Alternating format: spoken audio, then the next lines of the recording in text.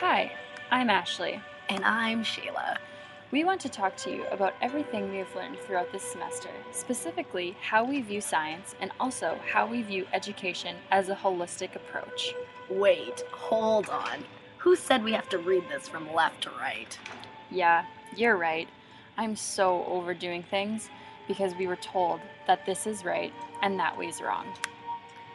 According to the first definition on Google, scientific literacy essentially means the knowledge and understanding of scientific concepts and processes required. There are, however, so many different perspectives and definitions on scientific literacy. However, the question we have is, are you only considered to contain scientific literacy if it is based on a colonized and Eurocentric view of science? We were wondering that perhaps we look at scientific literacy as an ability that reflects the role of science in an individual's everyday life and decision making, which ultimately would have to look at how the role of science, nature, environments contribute to that individual's identity, being that every child is unique and comes from different experiences and backgrounds. It's time for us as people to come together and to form an understanding about our natural environment and our connection to it. If we are to survive long into this century and beyond, our society will have to learn to re-indigenize itself. This might be a hard process for those who are always wanting more, who are wasteful and heartful towards the land, our earth. It will be difficult for those who are greedy towards the land and for those who thought they could live for so long and have it so good at the expense of others, harming our natural surroundings. We all share a connection with this land.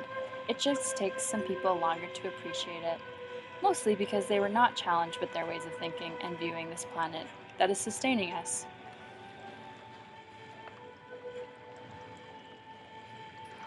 We need to teach to students experiences and wonders in order to foster opportunities for students to be curious about life and the world that surrounds them. We believe the best way to approach further students' curiosities is through inquiry. We cannot just stand at a classroom and present our students with all the answers because, frankly, we do not know all the right answers, nor do we agree that there is one right answer out there. Posing questions, exploring, and providing students with experiences that will spark interest is what we believe is the key to keeping students engaged. Not just sitting in front of the room lecturing on material that A, does not pertain to their lives, or B, they have no interest in. Science is not one subject area. It finds its way into every area in the curriculum. It is meant to be interconnected and integrated within the maths, the arts, education, the social studies, and the English.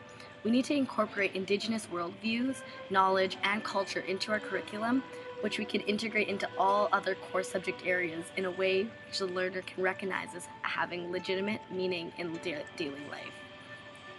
Because we see science in everything we do, it explains our world that we can connect everything back to.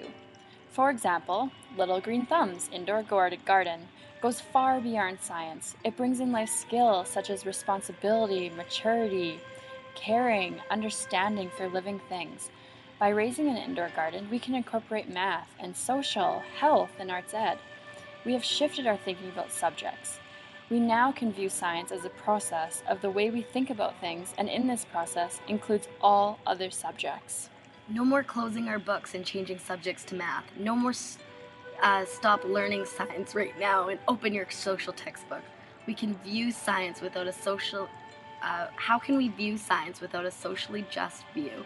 We don't, because holistically we view science as a process, not a subject.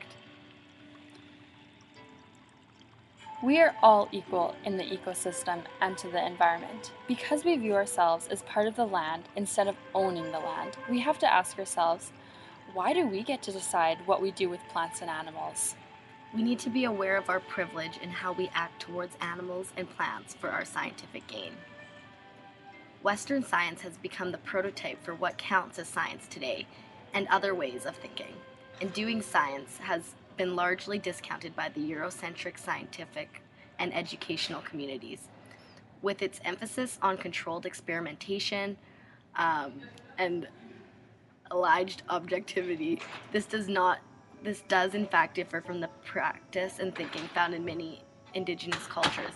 Scientists and educators today often present textbook laboratory science as the true science.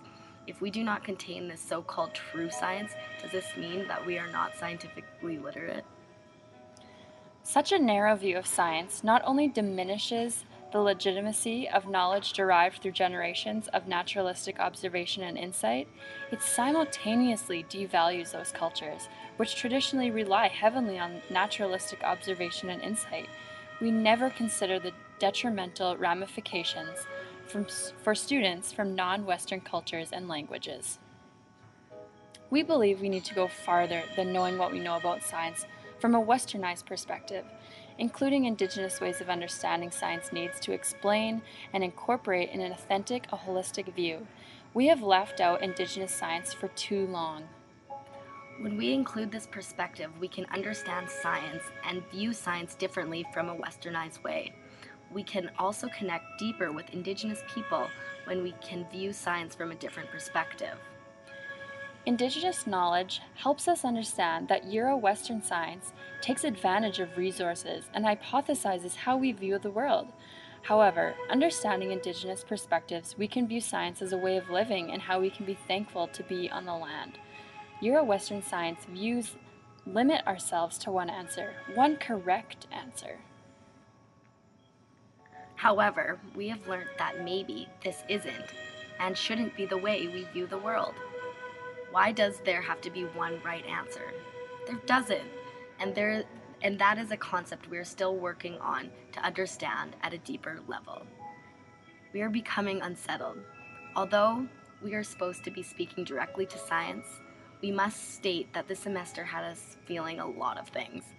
We've had feelings of complete joy, usually when Audrey would give us work time during class time, and we've also had feelings of being completely uncomfortable. Our teaching philosophies of how we want to teach and what it means to teach and learn were being challenged and altered. We first realized this shift when we went into our pre-internship classroom and found it so challenging to teach an inquiry-based learning technique when our students have never been released to that before. After the odd breakdown and a couple finished bottles of wine, we finally discovered one way we could sort this out. Even though there are many other ways we could solve this problem, we started to slowly introduce inquiry-based learning and not jump into it all at once. And it worked! Students were engaged and they were posing questions and actually interested about the topics we were analyzing together. However, throughout this entire semester, we are starting to realize that teaching and learning and schooling and curriculum and assessment are kind of more complicated than we want to admit. We are still growing and learning and will continue to do that for the rest of our lives.